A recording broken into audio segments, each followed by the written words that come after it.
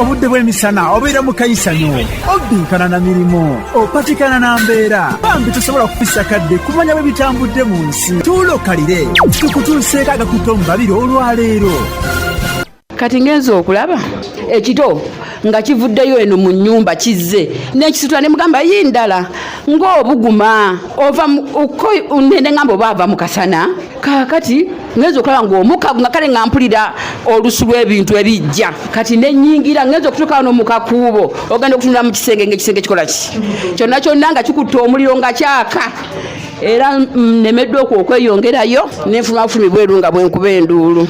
Mu mawulire agakulembedde ekiro kyaleero akabenje kaakano katuze abalala omusawo wona akubye omulwadde empisa emuwunza n'amutunuza mu mbuga za sitaani bannamawulire baabana abagenze okusomesebwa gye biggweredde nga bali mu mucaka bakaaba engoyi n'esattiza ekyala abaayo basula bakukunadde nga lumonde mu kikata so nga ne nabambula w'omuliro wuno asaanyizzaawo bya bulindo na bulindo bwa nsimbi ennaku z'omwezi zino ziri 7 omwezi gwa 2 omwaka 2023 nkwaniriza ku mujugumiza ggwanga ekiro kyaleero mu mawulire agakutomba bironze munna Buddu Lukenge Sharif okukulembera mu bannange tutemeteme ensonga ezefuze amawulire mu lunaku olulamba nzize nkiddiŋŋana lunye ti amawulire gabeera mangi naye tulondobayo bya nsonga bituleeta mugana agakutte ombabiro wonna w'osinzira okutuwuliriza nkugamba nti tuula kalira omanye olunaku nga bwe lubadde mu kisaawe eky'ebyamawulire ekyamazima obwenkya buli wala bingi ebize bibaawo nkulaba oli ku boodayo okanda capati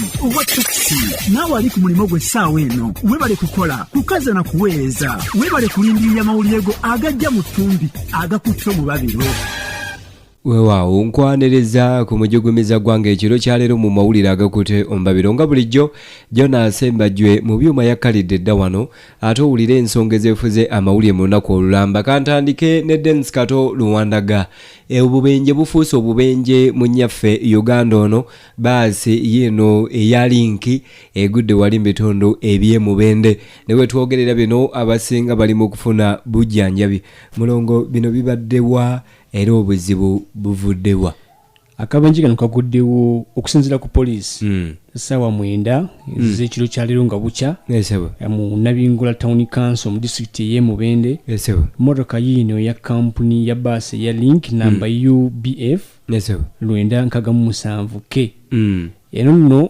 egudde ekividdeko akabenje kano kigambibwa nti olufu luyitidde mu luguudo ekidiridde baasi abadde agivuga wakati muyita omugoba waayo n'alemu okulaba gy'alaga ate ng'ebaddeyo emmotoka ezibadde ziva mu maaso ge abamu ku babaddewo ng'akabenje kano kagwawo bagamba nti olufu lubadde lukutte nnyo ng'oyinza okukoma okulaba omuntu akuli mu buwanvu bwa mita 2 kitegeeza olufu olubadde lw'amaanyi olaba awo wooli ate n'ekirala lwakuba nti nno ffe wano e Uganda oba mu Africa tukyayinira obuzibu obw'amaanyi ensi zino ezaakulaakulana edda zituuka mu biseera eby'omuzira oba ebiseera nga bya lufu emmotoka ezo zimanyi okukozesa amataala aga kyenvu ne gakuba bulungi mu lufu oba mu muzira naye wano amataala aga kyenvu tegenda gakozesa nnyo ku indikeeta awo kakati nno ekiseera ekyakazigizigi ng'ekyo bwe kituuka obubenje ne bweyongera bweyongezi newaffe mu Africa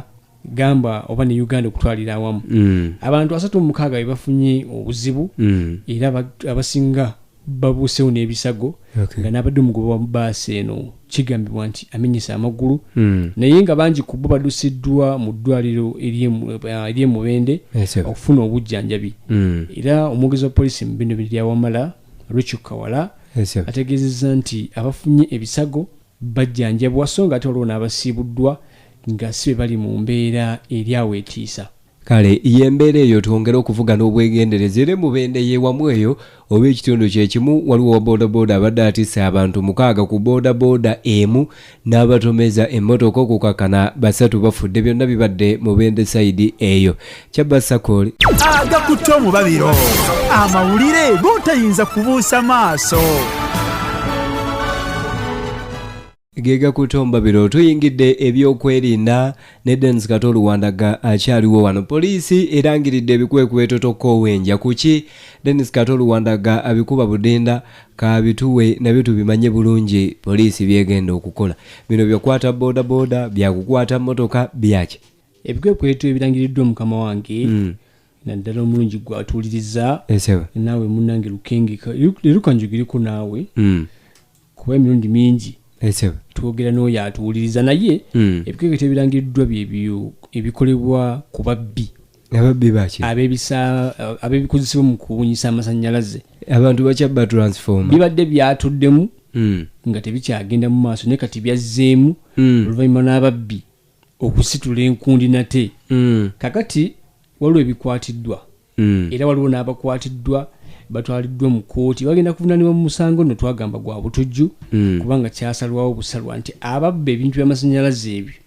emirundi mingi bafiiriza abantu bangi omuli amalwaliro mubeera abajjanjabwa nga singa babba katugeze generator singa babba transformer nga bagibyemu oba olyawo oyiro oba amafuta kitegeeza abalwadde ababeera ku oxygen emikisa gyabwe egy'okufa giba ebitundu nga 99 ku buli 100 nekitegeeza nti abakoze ekintu ekyo aba alina kuvunaanibwa gwa naggomola kakati nabwe ekityo omulungi atuuliza waliwo abakwatiddwa nga babba emiti gy'amasannyalaze mu disitulikiti y'ewakiso so nga ate ne mu Bunyangabo mulimu abakwatiddwa nga babba waya z'amasannyalaze ate muno mubaddemu n'abasangiddwa n'ebikozesebwa nga byawumeme bino bibadde ku kyalo Fort Zone mu disitulikiti y'e Kasese wuuno omuvubuka asangiddwa nga abba ebikozesebwa mu kutambuza amasannyalaze amanya ge Robert Babiha ono y'omu ku bagenda okukirozaako. Mufumba Noah myaka 24 ono abadde akola ng'ow'ebyamasannyalaze ne kampuni gye bayita Current Transmission Company era ng'abadde mu kwekebejja ekifo wabadde asula Namadope bamusanze ne solido ez'amasannyalaze bamusanze n'ebizibiti ebya waya ezitambuza amasannyalaze engatto ezawumeme n'ebintu ebirala ebyawumeme oyo naye ali ku gwa butujju.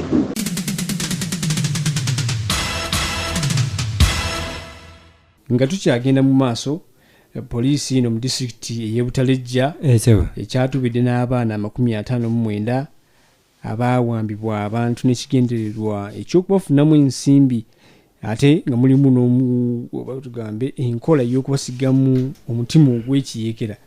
Abaana bano baaviiriddeko abantu 7 okukwatibwa oluvannyuma lw'okutemezebwako poliisi nti waliwo we babakukulidde era nayo kye yakoze kwe kusindika basajja baayo abakoze obwambega ne bagwa mu bateeberezebwa okuba bayeekera oba balina akakwate ku ADF bwe batyo ne bakwata 7 bakwate naye ng'abaana poliisi egamba nti egenda kubaza gye baava lwakuba mawuli ategeefunya agatiisa galaga nti abazadde b'abaana bano baali bakkirizibwa oba baali baamatizibwa bulungi nnyo abaana ne babawaayo 7 guno ogwakwatiddwa ne bawaayo abaana nga bangi ku bo baavudde mu bitundu eby'embalala Jjinja Ntungamu ne Mubende waliyo abaavuddeyo. Bano 59 tuli mu kwogera nabo tuli mu kubawooyawooya batulage ebitundu kimwe baavudde naye abasinga baavudde mu bitundu by'embalala ne districts ez'Entungamu Lubiriizi n'okweyongerayo. E Butalejja nayo tulina bye twafunyeeyo so twagala okulaba engeri gye tusobola okubakwasa abazadde baabwe naye mu bana abazadde twakizudde nti mulimu abazadde ababadde bavaayo mu kyeyagalire ne balyoka balimbalimba abaana bano nga bagenda okubatwala okufuna emisomo era okugenda okkakkana ng'abaana bano bagudde mu buzibu nga babayingiza n'okubakukusa okubayingiza mu bikolwa eby'ekiyeekera.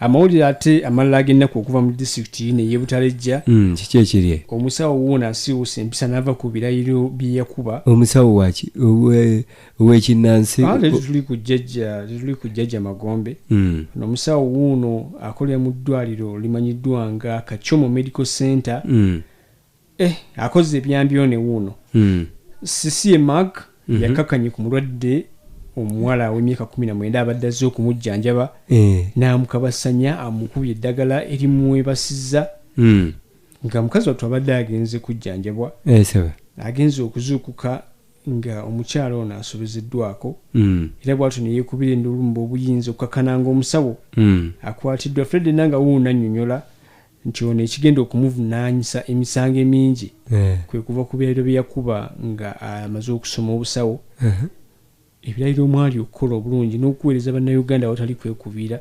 Kati ate wuuno yeekubidde bwe yasobezza ku mulwadde abadde azze ofuna obujjanjabi. Yakwatiddwa oluvannyuma lw'okutuusa ebikolwa ebyobuliisamaanyi ku mwana muwala w'emyaka 19. Ono omuwala yafuna omusujja n'agamba kagendeko mu ka health center kana ka Kachomo. Bwe yatuukayo okuva ssaawa 3 ez'okumakya mu wiiki eyo bamukuba eddagala ne bamuteeka ne ku drip. Ono yadda engulu oluvannyuma lw'essaawa 6 ssaawa 9 ez'emisana nga bamutuusizzaako obuliisamaanyi mu kiseera ekyo nga bamukubye eddagala eryamuvira okwebaka. So ono mwami Mark Sisi yakwatiddwa kubanga si enkola ey'empeereza ey'omu ddwaliro, kubanga bano balayira okukozesa obwenkanya mu kuweereza kwabwe. Kifaananyi kibi nnyo ekyo. 88 kya Basafama ekutuusako amawulire ag'ensonga agakutte omubabiro.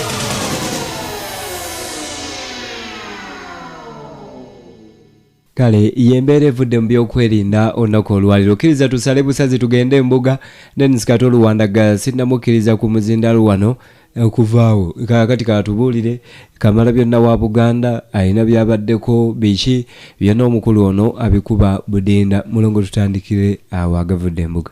Amawulire agavudde embuga Obwakabaka bwa Buganda buno bweyamye okusitula embeera z'ebyobulamu obw'abantu baabwo nga kaweefuna atandikidde mu ndagaano n'emikago ezituukiddwa ku lunaku olwaleero wakati w'Obwakabaka n'ekitongole ky'abanoonyereza ekya Buddu Medical Research Institute.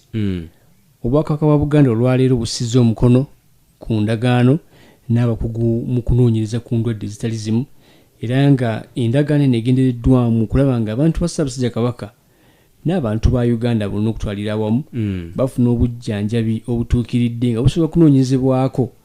Jjukira waliwo enkola ey'okwejjanjaba yo nno si nnungi kuba abantu bangi oli afunamu ebbugumu ogenda okulaba nga ate eddagala lyaleese ly'ebiwuka eby'omu lubuto magnesium naye ng'ate abadde awulira bbugumu ate n'osanga awulidde olubuto nga lumuluma ate n'amira panado ebitakwataganirako ddala.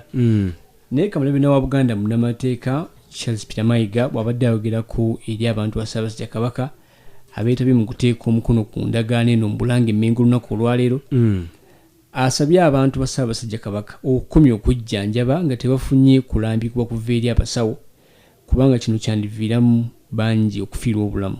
Batugamba bwe oyagala okuwangula weetooloolwe abamanyi, abakugu, abatendeke. Njagala kukubiriza abantu mu Buganda ne bannayuganda bonna okukomya okwejjanjabya nga temutegedde kye mulwadde. Toyinza kulowooza nti omusujja ogukuluma gwa nsiri kyova oyokerera n'ogenda ogula bukwate muwali mu dduuka ly'eddagala. Obulabe obuli mu ekyo bwakabi nnyo era abantu bangi bafudde olw'ekyo. Twagala abantu beekebejjebwe bategeere ekibaluma bafune obujjanjabi obutuufu. Tetukola mikago gya kutuusa mukolo oba gya bifaananyi. Ebifaananyi babikuba nakati tujja kubiraba buli wonna, naye si kyekikulu kye tuluubirira. Buli kye tukola tubaako ekigendererwa okutuukako, era kyova olaba nti kyatwala n'ebbanga eryo. Twekenneenye tinja kukola kyonna ekisoboka olaba nti omukago guno guvala ebibala. Nze kennyini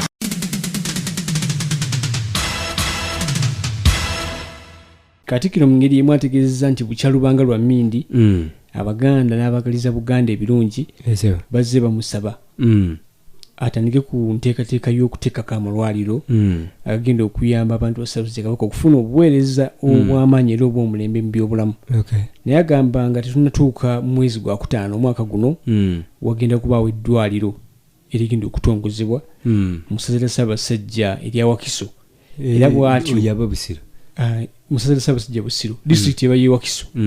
Naye bw'atyo Katikkiro asabye abantu ba Kabaka bonna okwenyigira mu buli nteekateeka egenda okuyambako Obwakabaka okutumbula ebyobulamu nga buyita mu kuteeka eddagala n'amaanyi mu malwaliro agaliwo. Kya mukisa era kya muwendo munene nti tugenda okubangawo omukago ne Buladde Medical Research Institute olw'ensonga ez'okutumbula ebyobulamu mu Buganda ne mu Uganda. Guno gwe mukago tusoose okukola omwaka guno, era nze ndi musanyufu nnyo nti omukago tusoose okukola mu Bwakabaka omwaka guno guli ku byabulamu. Omanyi bwe tubeera eyo abantu boogera nnyo sente. Nabadde nzigulawo eddwaliro liri awo Wakiso bayita St. Joseph's Hospital. Dokita alitandise bamuyita Dr. Mugagga. Ne ngamba abantu nti bwe muba musalawo ebintu omwaka nga gutandika musoosowaze kyabulamu. Abantu ba Buganda batubanja amalwaliro naye batuufu kubanga endwadde bwe zijjanjabwa bwe tujja okusobola okulya ensi eno. Awo nno bwe tutandika emikago nga guno tubeera tutandise ku lugendo olw'okutuusa ku bantu ba Kabaka obujjanjabi bwe batubanja. Eddwaliro si bizimbe, kati mulaba ekifaananyi kino ekkeberezo lye twagala okuzimba e Kasangati. Bataddewo ekifaananyi oli bw'akiraba alowooza nti kiwedde. Era mmwe bwe tubadde nammwe mujjukira bwe twamala Masengere batugamba muzimba mutya Masengere ne mulema okutuzimbira eddwaliro. Ebizimbe ebyo bye bisinga obwangu ku by'obujjanjabi.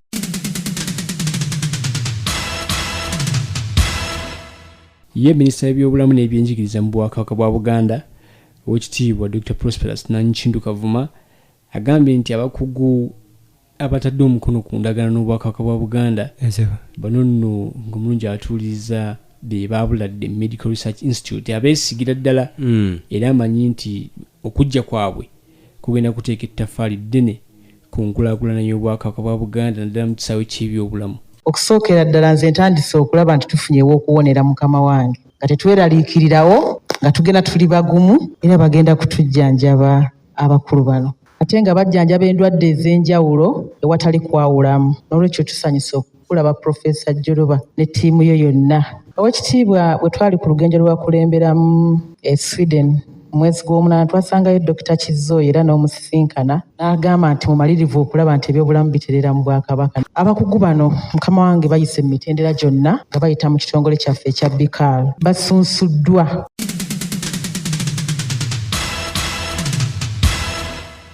Ye Profesa Moses Joloba ono nno nga yakulira ekkeberezo liri twogeddeko erya Buladde Medical Research Institute agambye nti nga bakoleganira wamu n'abakugu abalamu by'obulamu bakufuba okulaba nga bakola okunoonyereza okumala okuzuula eddagala erigenda okuyambako mu kulwanyisa endwadde ez'enjawulo mu bantu ba Ssaabasajja Kabaka n'okusinga ddala mu ndwadde eziwonyezeka. Twagala okukola comprehensive community health and wellness programs for affordable, accessible and specialized services. Abali wano tukolagana ne Kingdom tetusobola kulemwa. We want to digitalize health care in Buganda and I believe it could be a model for the country. Buladde Medical Research Institute nibye tusobola okukola byembalaze bino ye plan gye tulina. Twagala okugenda mu maaso n'okukola infrastructure development, clinical care centers, medical and clinical teaching facilities, laboratories, information management technologies, community wellness centers nga bwe naabirambika wano.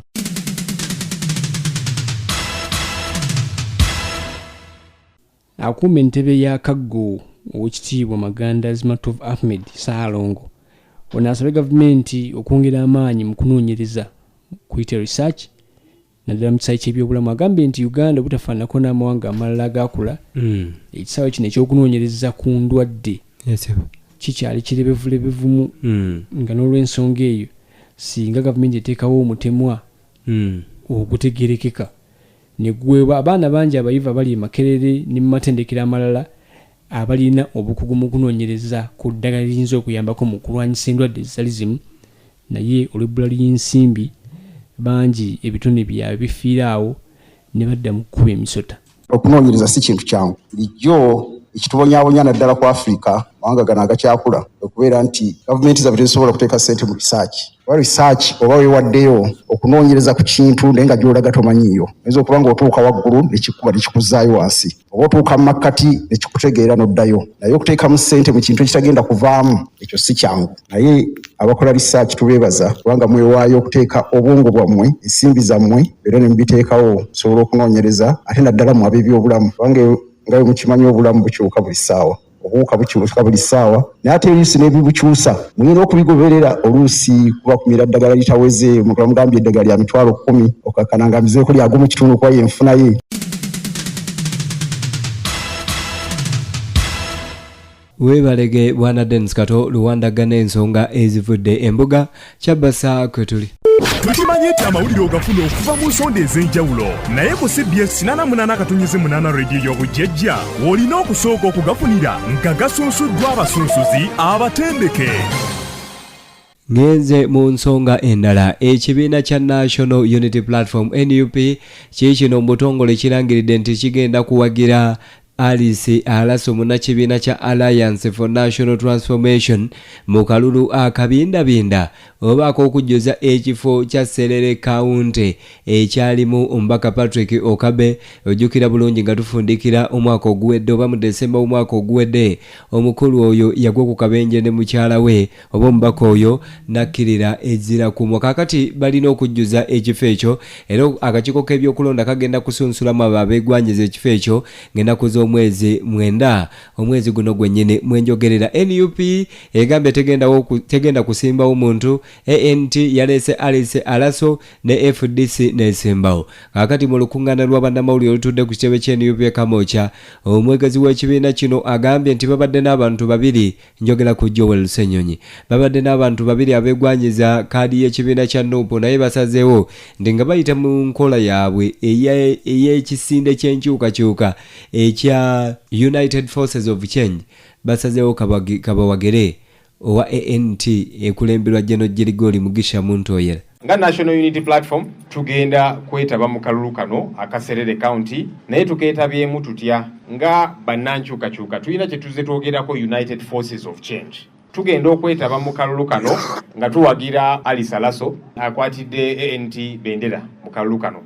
Tukikola kubanga kikulu okusigala nga tutambulira awamu nga bannankyukakyuka kubanga okwegatta mwe muli amaanyi. Ate kitukakatako bwe bukulembeze obwo nti oluusi okakkanamuko n'ogamba nti kale omulala kasonge mu maaso ku lw'obulungi lw'ekinene ennyo. Tulina bannaffe abaabadde beegwanyiza ekifo kino.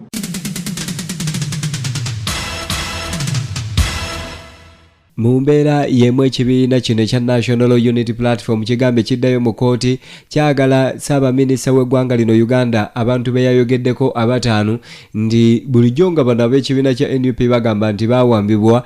Kaakati Ssaabaminisita n'agamba nti tubalina era abo bamenyi b'amateeka abawedde emirimu wabula okusinziira ku Ssaabawandiisi w'ekibiina kino David Lewis Lubongoya agamba nti mu bataano gavumenti berina waliwo omuntu waabwe John Bosco Kibalama bamaze ebbanga ya myaka 4 yawambibwa 2019 n'okutuusa olwaleero abazadde n'abantu be tebalabanga ku John Bosco Kibalama bagenda mu kooti omukulu ono bamuleete obanga mulamu oba nga mufu. Wiiki ewedde mwena mwalaba omukyala gwe bayita Nabanja ng'avaayo okwogera ku nsonga zino ku nsonga z'ekiwamba abantu naye n'avaayo n'agamba abo bamenyi b'amateeka. Kale bwe abamenyi b'amateeka mubatwale mu kooti mukkirize abantu baabwe okubalaba. Yavaayo n'agamba nti Kibalama be bamuyina. Kibalama yabula mu 2019 John Bosco Kibalama. Ne wetwogerera famire ebadde munoonya tebamulabangako. Kakati bw'oba ogamba nti mwamukwata ne mumusiba mumutwale mu kooti abantu be mubakirize bamutuukeko abantu basobole okufuna obuweerero. Tujja kuddayo mu kooti nga mukimanyi tubadde tugenda mu kooti era tusabe ekibaluwa ekyo kye bayita habeas corpus timuleete Kibalama bw'aba mulamu oba mufu. Naye kati engeri gye baadmitinze bo nti be bamuyina oluvannyuma lw'emyaka 4 bamutuleetere abantu be basobole okumulabako.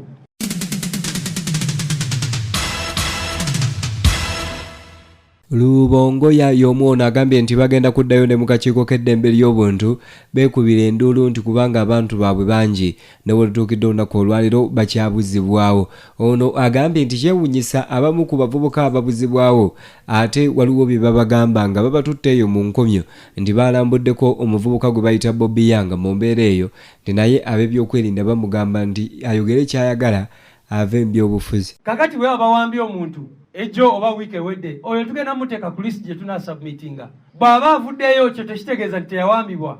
Kati Bobby Yang mumulabe bamuwambye ennaku 8 nga tebanamutwala mu kooti. Tugenze ne tumulaba mukomera kati gyali ku upper prison. N'atugamba nti bwe bamukwata bamala ebbanga nga bamugamba oyagala ki tukuwe ki ovemu ebyo by'okuwagira Kyagulanyi ne NUP.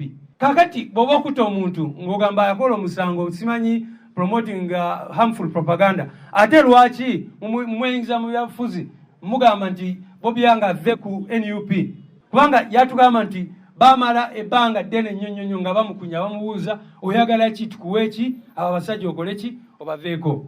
So ekiwamba abantu kikyagenda mu maaso, list ze tubadde tuteekayo zibeera updated, buli lwakwata omuntu tumuteekayo.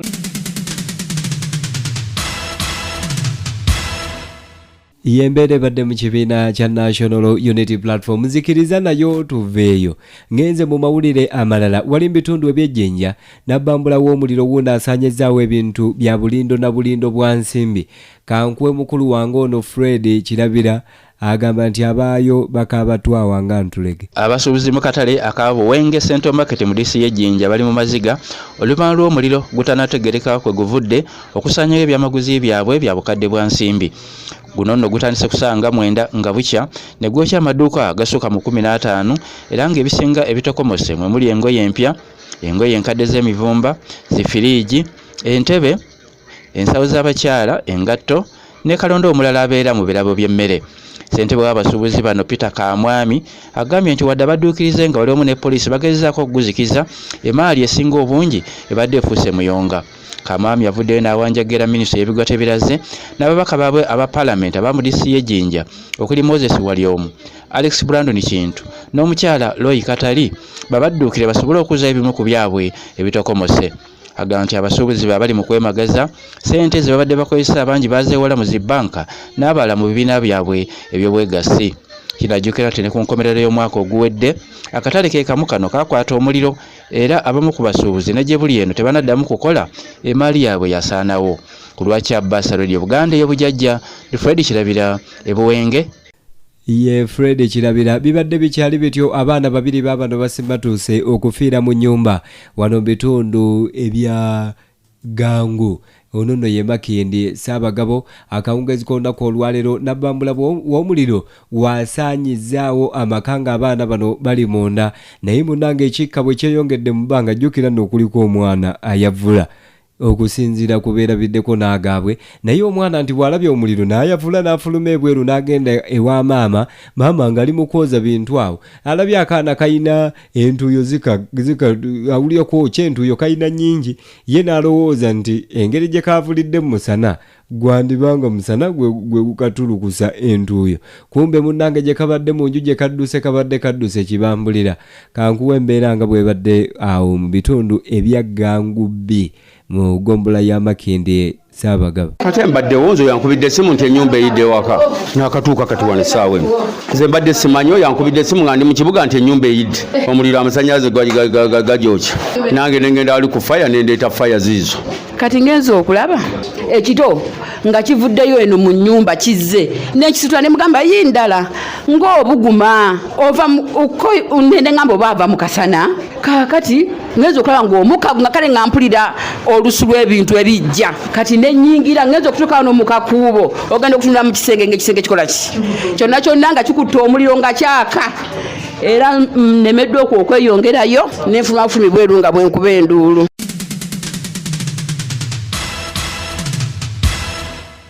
Wakati nga abadduukirize bazikiriza omuliro guno tebalina kyamaanyi kye bakoze kubanga amaka gonna gafuuse muyonga era okusinziira ku kansala Nakato Sali agambye nti singa ebimotoka bya poliisi ebizikiriza omuliro byatuuse dda naye nabe avudde ku nguudo enfunda ng'emmotoka tezirina we ziyita kugenda kuzikiriza muliro ogwo. Naye gavumenti tugisaba era tugijjukiza ngaffe abamasajja division tetulina nguudo nkole so ne bwalibadde nga fire brigade ez'okutaasa yalibadde teyina weeyita ng'ate tuwa omusolo tubadde tusaba gavumenti etwanguyizeeko tukolera oluguudo olwo olwa main n'enguudo zino ezidda munda bambi basobole okutuyambako tulabe nga obuzibu buno bwe tutuukako busobola okuba nga emmotoka ziyitamu.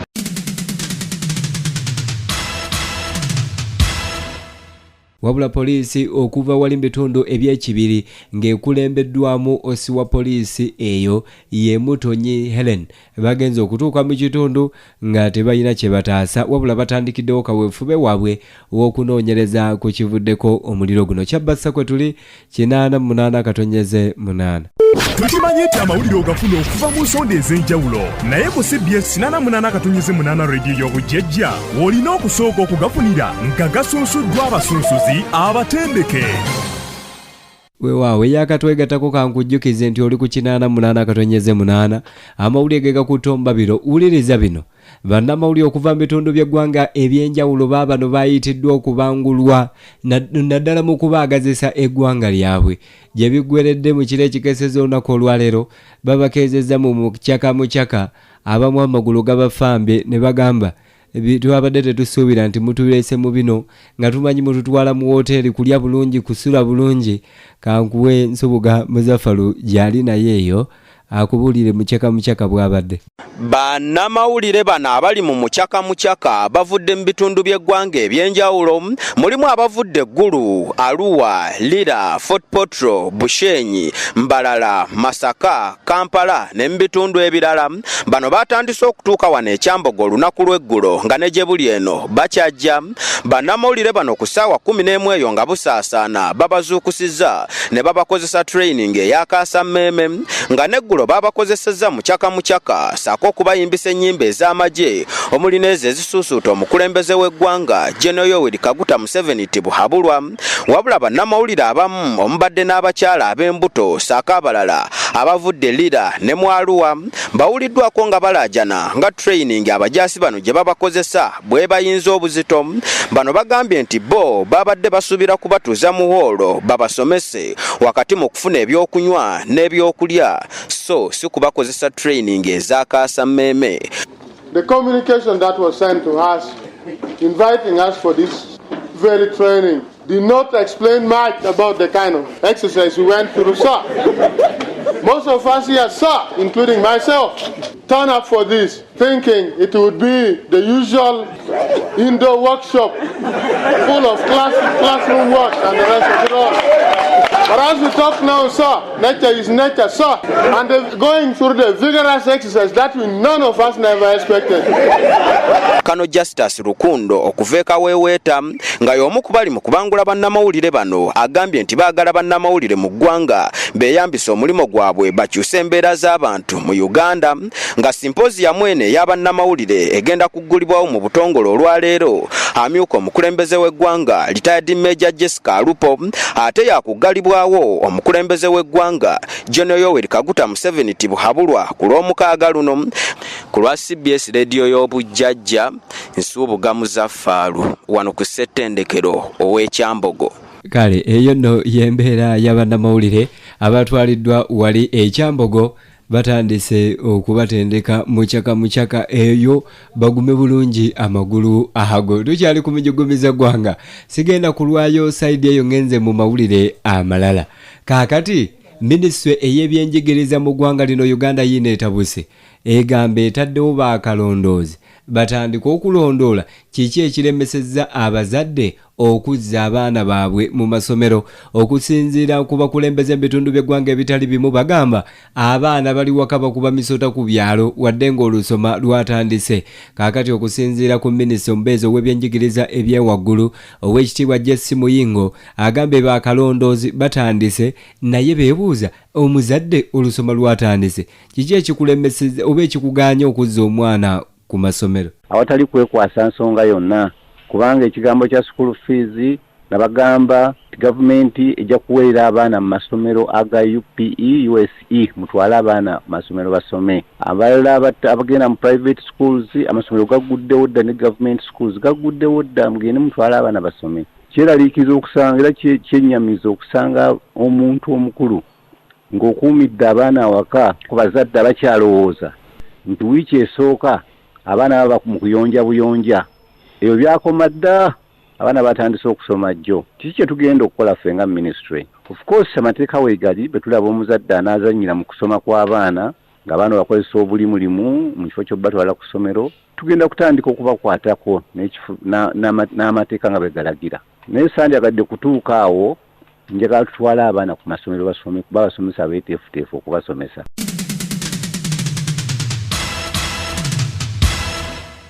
Oluvannyuma lwa minisitule eno okulangirira ebyo ababaka ba paalamenti bali mu bitundu batalaaga ebitundu gye bakiikirira.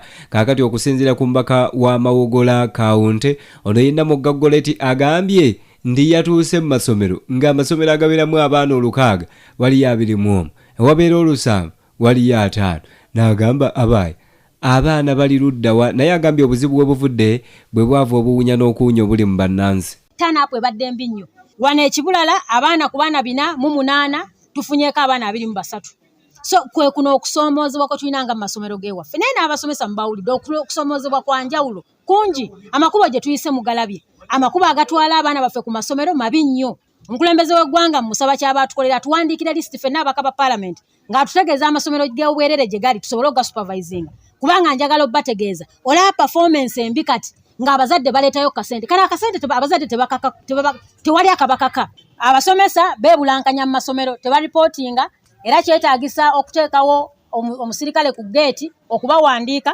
n'okuleetayo ssente ez'enjawulo ez'amasimu ezikubira abasomesa bajje mu kiraasi ate awo nze ne mbuza nti w'oteekawo ssente ez'enjawulo ezireeta abasomesa mu kiraasi teekawo ne ssente ez'enjawulo ezikubira abazadde amasimu basobole nga abaana bajjukiza nga bajje basome so ensonga y'okwebulankanya mu masomero okwaba head teachers n'abasomesa kino kyo nkigamba buli head teacher ali mu mawogola kawunti kyawulira ng'ayagala omulimu ajje kusomera akole.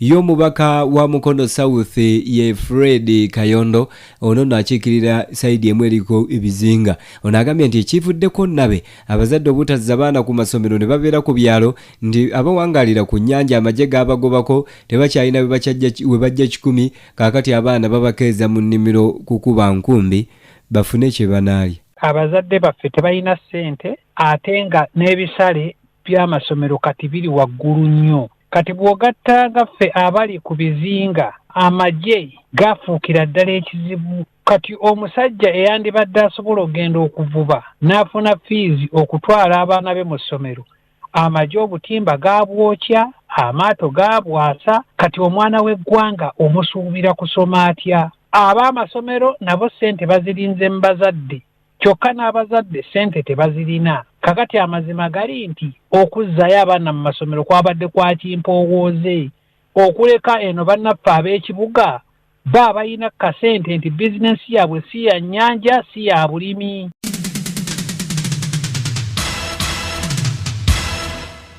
Yombaka wa Lwemiyaga ye Theodore Sekikubo agambye nti kyewuunyisa n'amasomero ga gavumenti ebikozesebwa mu masomero bye baasabye abazadde bibalemeredde gavumenti esale amagezi amalala.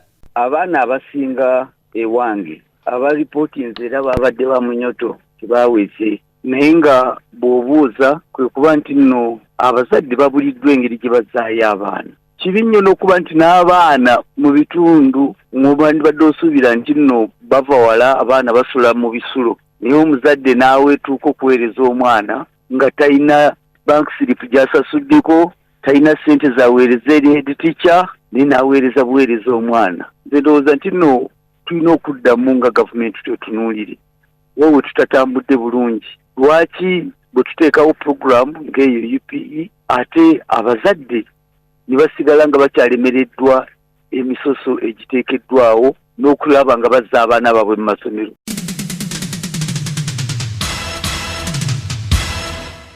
Ate yombako omukyalo wa district eyawali ewakiso ye Ethero Naluyima agambe nti gavumenti kyerina okumanya naddala minisitule ey'ebyenjigiriza nti bannayuganda mukadde kano baavumponga byoya beetaaga kuyambibwako. Ng'owa Uganda Parliamentary Forum for Children nate nafunyeeko omukisa olwajjo nemba nga mpuliziganyako n'abasomesa baffe mu disitulikiti ya Wakiso muno ate era nange nentuukako mu masomero agamu naye era nga we mwalabye mu bifo ebimu abaana bakyali batini.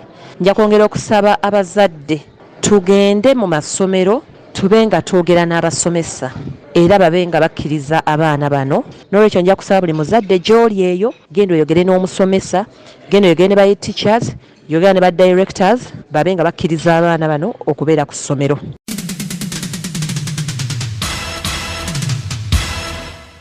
Kaakano nzikiriza nkuwe muganda wange Patrick Serugo alusakira amawuli wali mu district EMPG ne Gomba n'abaayo bakyagaanya okudda ku masomero nabewaava gwe njagala atowulire.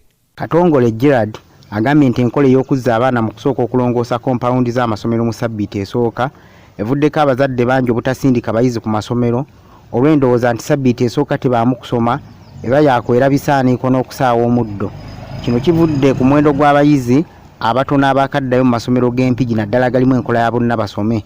Ng'okugeza ku ssomero lya UPA erisingamu abayizi abangi mu disitulikiti y'empigi erya St Anne Bujuuko Primary School mu ggombala y'e Muduuma, olunaku lw'eggulo lyafunye abayizi 211 ku bayizi abasoba mu 1232 abasuubirwa. Ate ku ssomero lya Kisamula Primary School era mu ggombala y'e Muduuma, ku bayizi abasuubirwa 206, essomero eryo olunaku lw'eggulo lyafunyeko abayizi 21 bokka. Kyokka amasomero g'obwannannyini mu disitulikiti y'empigi abayizi bajjumbidde, ng'okugeza ku ssomero lya Kyosiga Primary School mu tawuni kansi y'empigi, akulira essomero eryo Jane Nakyomi ategeeza CBS nti we lutuukidde olwaleero ng'abayizi abasukka mu 300 be baakaddayo ku bayizi 500 abasuubirwa. Ebyo nga bikyali awo, omubaka wa gavumenti mu disitulikiti y'e Gomba Charles Kyasanku yenyamidde olw'omuwendo omutono gw'abayizi abakaddayo mu masomero ag'omu disitulikiti y'e Gomba, era asabye abazadde b'e Gomba nti bave mu kuliisa ebijanjaalo empiso. Nti olusoma lw'omwaka 2023 olusooka lutandise, nkubiriza abazadde bonna basale amagezi gonna agasoboka bazze abaana baffe ku masomero. Abaana abali mu myaka egigenda mu primary school bagende batandike okusomera basome. Ku CBS nze Patrick Serugo. Webale Patrick Serugo. Ne mu bitundu ebyawano Makindye Ssaabagabo abazadde bakyagaanye okuzza abaana ku masomero. Tutuukiriddeko abamu ku bakulembeze b'amasomero kakati n'abakulu b'amasomero beebuuza abazadde abaana mwabateekawa. Nze Nabusa Christy, Director Seasons Boarding Primary School Masajja. Abaana bazze naye tennaba kuwera, abaana bapya be basinga, naye nammwe abakadde abakyaliyo abadde bwe tubadde tuli nabo nammwe mwanguyereze okujja kubanga ffe twatandika dde okusoma.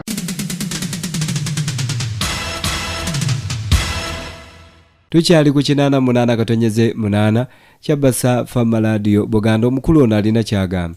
Tukimanyi nti amawulire ogafuna okuva mu nsonda ez'enjawulo, naye ku CBS 88.8 radio y'obujjajja olina okusooka okugafunira nga gasunsuddwa abasunsuzi abatendeke. Weewaawo tukyali ku mujugumiza gwanga wano. Abakozi b'oluguudo olw'ebusaabala, omanyi ab'ebusaabala babadde bakaaba enfuufu, naye oluguudo olwo luli mu kukolebwa, naye abakozi ku luguudo olw'ebusaabala bakedde kwekalakaasa. Bano nno bagamba tumaze emyezi 2 bakama baffe batukozesa tetulaba wadde muno gwa nnusu, sente zaffe ziriwa?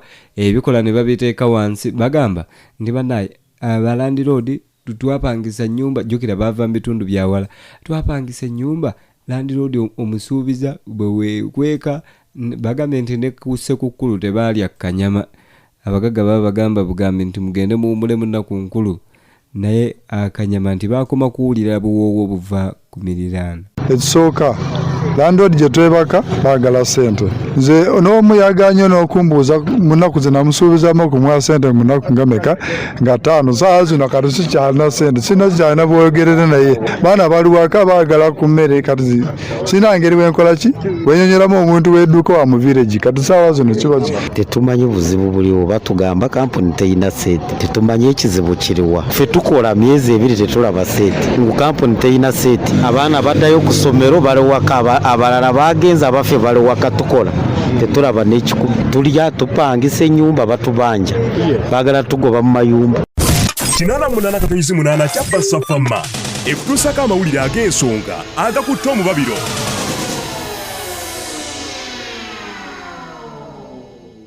Mu mbeera eyo abakozi bagambye tetugenda kuddamu kukola, wabula abakulira kampani eyo eyaweebwa omulimu oba contract ey'okukola oluguudo lw'ebusaabala, bannamawulire bagezezzaako okwogera n'abakulu ne bagamba bano balimba babanja omwezi gumu gwokka.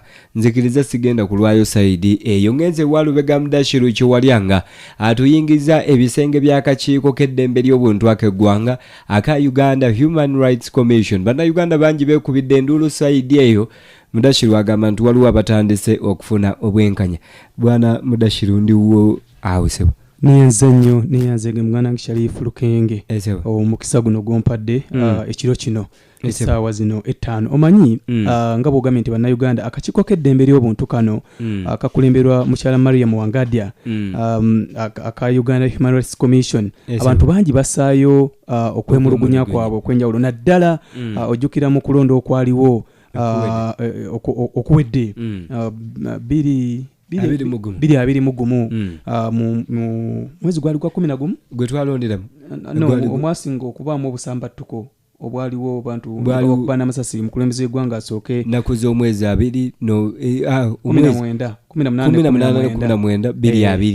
18 kakati okuva olwo n'emabegako abantu bangi baali bajja basaayo emisango naye okulonda okwo kwabeerawo abantu bangi basaayo emisango olw'ebikolwa byewalaba byali bitambulira ku mitimbagano ne ku butambi obw'enjawulo oba oliawo ebigambibwa nti byakolebwa abamu ku bakuumaddembe mu bitongole ebitali bimu kakati akakiiko kano kabadde kajja kafuna okwemulugunya kungi okuva mu bantu era ne kakukuŋŋaanya kakati katandise olunaku olw'eggulo okuwuliriza emisango gy'abannayuganda batali bamu olwaleero era katubudde nti omwezi guno gwokka ogwokubiri kagenda kuwuliriza emisango 50 emisango 50 19 giri mu masekkati ga Uganda abantu abagiwaaba mu Kampala n'emiriraano nawa emisango 17 giri mu mambuka ga Uganda emisango 14 giri mu buvanjuba obwa Uganda bebantu abenjawulo bebataddeko nnyo essira bagenda okulya kakati olunaku olwaleero kawulidde emisango abantu babadde mukaaga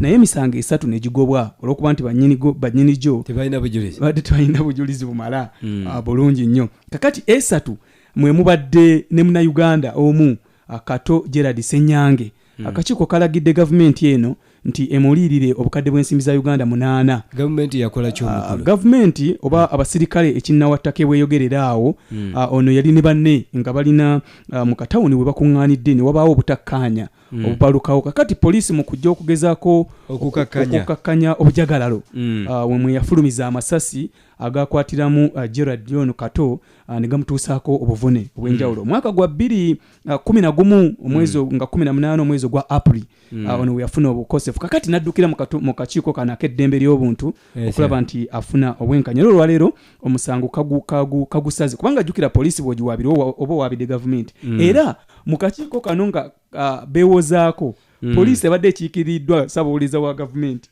abakulu bava mu ofiisi ya ssaabawolereza Anthony General Kirwa Kibanuka be babeerayo eri ne batafuta ensonga nti munnange kakati akakiiko kakizudde nti omwami ono oba Kato Gerald essasi baali mu kuba mu butanwa naye ate olw'okuba bamutuusaako obuvune asaanidde okuliirirwa era ono balagidde aweebwe ensimbi obukadde 8 naye akulira ebyamateeka mu kakiiko ka Uganda Human Rights Commission nakiganda AIDA radio ya Ssaabasajja agibuulidde n'agamba nti olunaku olw'enkya balina emisango mingi gye bagenda okutunuulira okulaba nti emisango giri 5 gye twogeddeko 50 mwezi guno abantu abo bonna babatuukako okulaba nti bafuna obwenkanya era agambye nti bajja kwongerako ne ku ttiimu okulaba nti emisango gino gitambulira ku speed eyisaanidde okutambulirwako abantu bonna abateekayo okwemulugunya basobole okufuna obwenkanya songa azinnyonnyodde bulungi kakati akakiiko kawadde ensala yaako leero nga kagamba nti nno okukubibwa essasi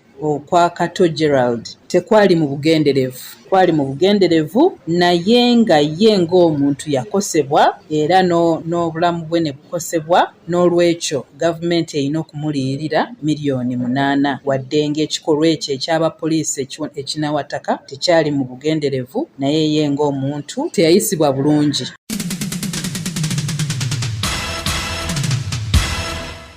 kale ensonga ze ziri mu kakiiko k'eddembe ly'obuntu byonna ebinaava mu kakiiko ako amatu tojja kuyabujja Jalubega Mudashiru Kiwalya nga nkyali naye wano abatuuze wali ebuloba balaajana bannange engonga yatugwiridde mu kitundu eng'ekiro eri embuzi embizi ente bingi Lubega Mudashiru gwe ntudde naye alondodde ensonga z'ebuloba eyo abatuuze bali ku ki engo yabagwiridde kakati omanyi mu kitundu naffe gye tubeera oba naawe gy'obeera gye tuwangalira wabaawo ekintu ekiguddewo mwekubira enduulu era muba mu bweraliikirivu agamba nti abatuuze baffe kakati abatuuze b'e Buloba ekyalo abakiyita Kiwumu Kalambi ebuloba eyo kakati bano bagamba nti kigambibwa balabika balumbiddwa engo mu kitundu kyabwe kubanga obumu kubonero bwe bafuna ng'abatuuze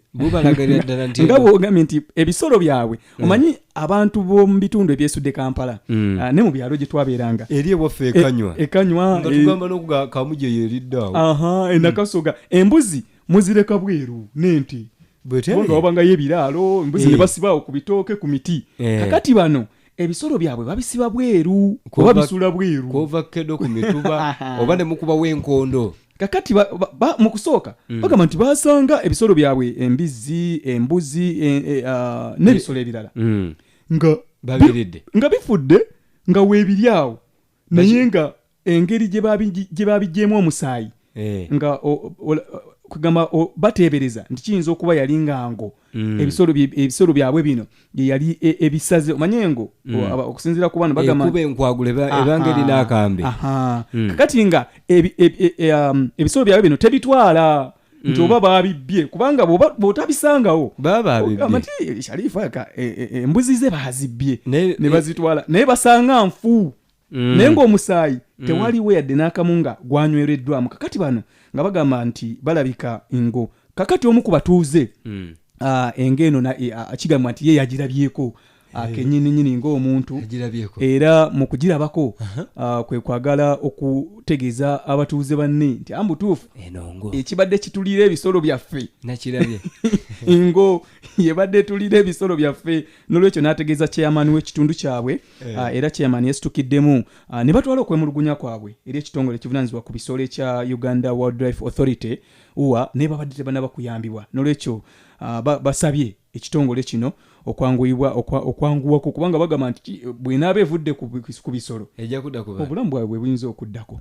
Amannya agange nze Bwanika Mukasa Joseph kyasooka ne kijja wa Neiba ne gikolako obulumbaganyo obwali obw'amaanyi ne kisooka kitta embizi ze 3 ennyama emu ne kigenda nazo owange w'amamilitaaya ne kittayo embizi 2 n'endala ne kigiriza eyokusatu tuli mu bweraliikirivu bw'amaanyi nnyo ku kyalo kubanga tweraliikira tugamba nti yakinaamala ebisolo tekikwate bantu. Ono ow'ekitiibwa Walulona Lutaya ayinayo gundiye amakaage ate nga y'omu ku baakoseddwa. We gyasooka okuliira bano ab'ebyobisolo n'abategeezezza Bugenyi Elias chairman wa LC mu Kalambi Buloba. Mr. Kiwanuka Joseph yalipotinga nti ebisolo bye bibiri embizi yasanga bazinyunyemu omusaayi ekitegeeza nti ziyinza okubanga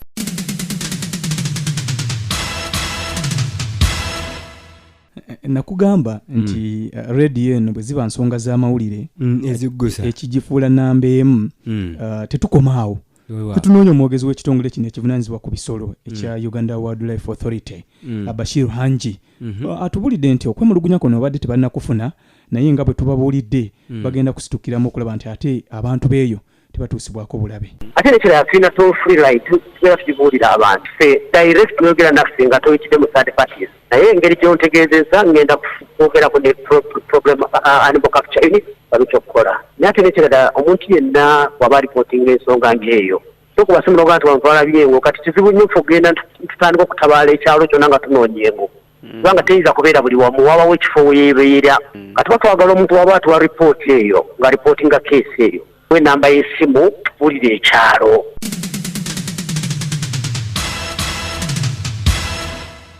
Weewaawo okulikirayo ddala Bwana Lubega Mudashiru ekyo walyanga bannaffe ab'e Buloba bagamba nti bannaye tutudde ku maggwa gennyini mujje mutuyambe engo etugwiridde ku bisolo byaffe ebimalawo. Kyabbasa kwe tuli Katonda nnyo tweyongere. Tukimanyi nti amawulire ogafuna okuva mu nsonda ez'enjawulo naye ku CBS 88.8 rediyo y'obujjajja olina okusooka okugafunira nga gasunsuddwa abasunsuzi abatendeke. Ngenzeeko ate mu nsonga endala obukulembeze bw'oludda oluvuganya gavumenti mu paalamenti butadde ssenkulu w'ekitongole ky'amakomera Johnson Byabasajja kuninga annyonnyole eggwanga lwaki ye ne bakulembera nabo ekitongole eky'amakomera banyoomoola ekiragiro kya kkooti enkulu e Masaka eyalagira ababaka babiri Alan Sewanyana ne Segirinya Mohammed Mr. Update nti baweebwe obujjanjabi obw'omutindo obusukka ku obwo gavumenti bwe bawanga bali mu makomera.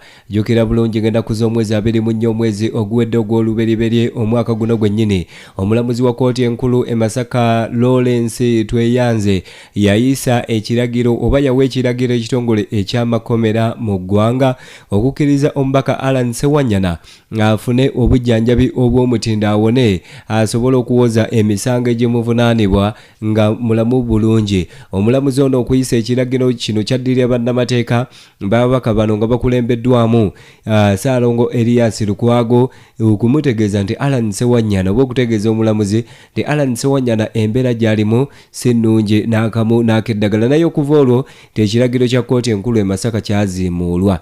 Kaakati olunaku olwaleero okusinziira kwakulira oludda oluwabula gavumenti ow'ekitiibwa Mathias Mpuuga Nsamba agambye nti n'okutuusa olunaku olwaleero ekiragiro kya kkooti ey'e Masaka enkulu kikyaziimuddwa abakulu mu kitongole eky'amakomera Segirinya tafuna Alan Sewanyana tafunanga bujjanjabi bumala. Kaakati ow'ekitiibwa Mathias Mpuuga olwaleero ne baminisita be bakedde mu kkomera wali ekigo okulaba ku babaka bano wabula balemereddwa okulaba ku mbaka Alan Sewanyana Segirinya Mohammed yeyeka gwe balabyeko. Kaakati bw'atyo ow'ekitiibwa Mpuuga n'ateeka akulira ekitongole ky'amakomera kuninga lwaki yesi Alan Sewanyana temutukkiriza kumulabako. Okusinziira ku mukulu ono Mathias Mpuuga agambye nti omukulu Segirinya Mohammed abategeezezza nti embeera y'omubaka ono si nnungi n'akamu n'akeddagala nti era ekiragiro ekyayisibwa kkooti enkulu e Masaka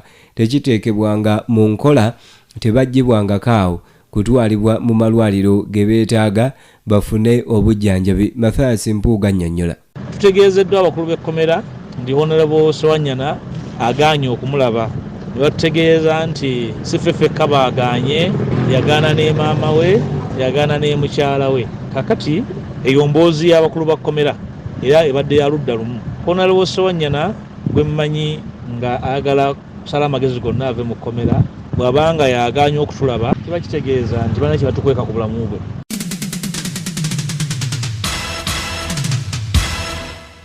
Ow'ekitiibwa Mpuuga nga yakava mu kkomera wali ekigo annyonnyodde bannamawulire nti bwe basisinkanye Segirinya Mohammed abategeezezza nti abakulu mu kitongole eky'amakomera balimba tebatwalanga Alan Sewanyana mu ddwaliro nti ate naye Segirinya embeera gy'alimu mukadde kano si nnungi. Kaakati ono agambye nti omubaka abagambye Segirinya Mohammed nti ekibalemesezza okulaba omubaka Alan Sewanyana embeera gy'alimu si nnungi tasobola kulya tasobola kutambula nti y'ensonga lwaki ab'ekitongole eky'amakomera babakweka omubaka ono baleme kumulabako. Kituleyaliikirivu nti embeera y'omubaka ono eyinza okuba nga lw'ekikwekebwa naye tukimanyi bulungi nti kkooti zizze ziwa ebiragiro ababaka bano bombi baweebwa obujjanjabi obw'enjawulo embeera gye balimu ey'obulamu bwabwe. Tetugamba nti abalala tebasaana kujjanjabibwa naye omubaka wa paalamenti si muntu wa bulijjo. Abantu bano bakiise b'abantu abaabalonda babeerawo embeera yonna ebatuuseeko ekosa n'abantu baabwe. So mwami Byabasajja ne banne abakulu y'amakomera kkooti yabawa ekiragiro e Masaka okutwala abantu bano bajjanjabibwe mu ngeri gye basinga okwetaaga bannyonnyola eggwanga oba ekiragiro kino bakiziimuula oba balowooza nti abakulu bano bajja kuwonera kawunga ka kkomera ne ku bujju babawa.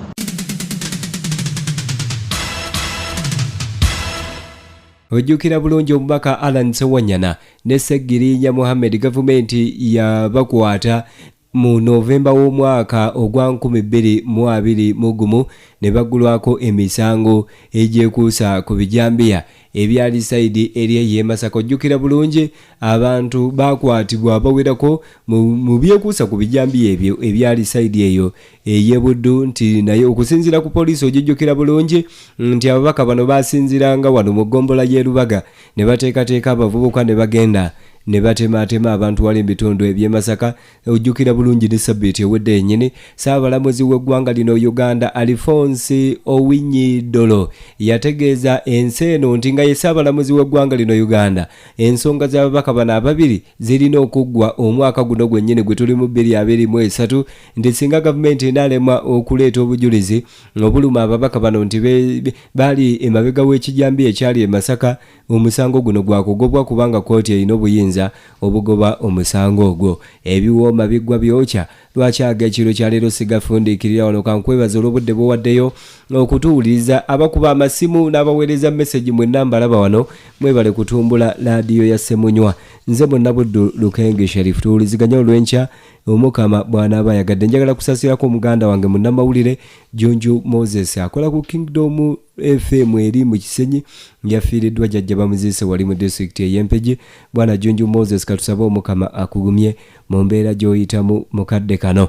Wangala nnyo ekiryo Sserulanda Sebugulu nnyomo obukazi omuwanda matumpaggwa era lumaama amamidde ensi eno Buganda. Subscribe to our YouTube channel now and make sure you never miss another upload. Katunyumira programs zaffe zonna z'osubiddwa ku YouTube channel yaffe eya CBS FMUG. Ring the bell and never miss another video. Twagatteko ku channel yaffe eya CBS FMUG ng'onyiga kadawo oba YouTube bell button osobola okufuna okumanyisibwa ku buli program gye tukuweereza. Leave a like now. Teweerabira YouTube channel yaffe CBS FMUG. Subscribe and leave a like.